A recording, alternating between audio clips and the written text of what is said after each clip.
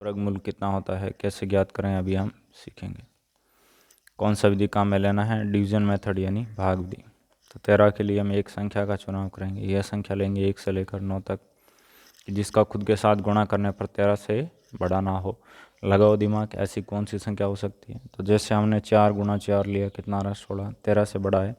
लेकिन यदि हम 3 गुणा 3 लेते हैं, कितना आ रहा है 9, किसको लिया हमने 3 को। फिर अगले स्टेप में इसको जोड़ना होता है, इसको घटाना होता है।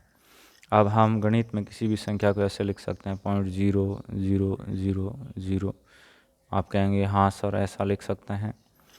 अब हमें आगे के जीरो को काम में लेने के लिए इस पॉइंट को हटाना पड़ेगा।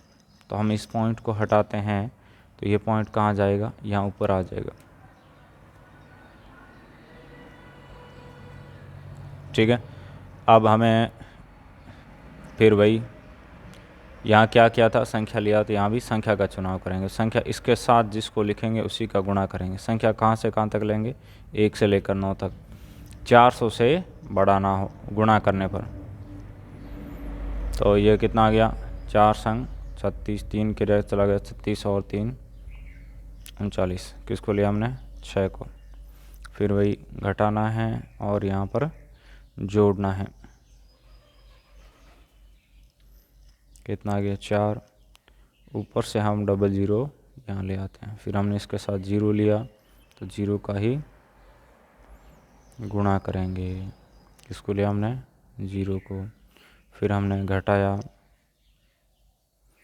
ऊपर से हम 2 ज़ीरो यहाँ ले आएंगे। फिर हमने इसको जोड़ दिया। अब इसके साथ जैसे 6 लेते हैं, 6 का गुणा करते हैं, इससे बड़ा आ रहा है। लेकिन हमने 5 लिया, 5 का गुणा किया 25, 10, 35 और 36। किसको लिया हमने 5 को। यह जो वैल्यू निकला है कितना, 3.605। ये आपका 13 का वर्गमूल है। फिर आगे और करना चाहते हैं तो फिर हम घटाएंगे, जोड़ेंगे, ये प्रक्रिया आगे चलती रहेगी।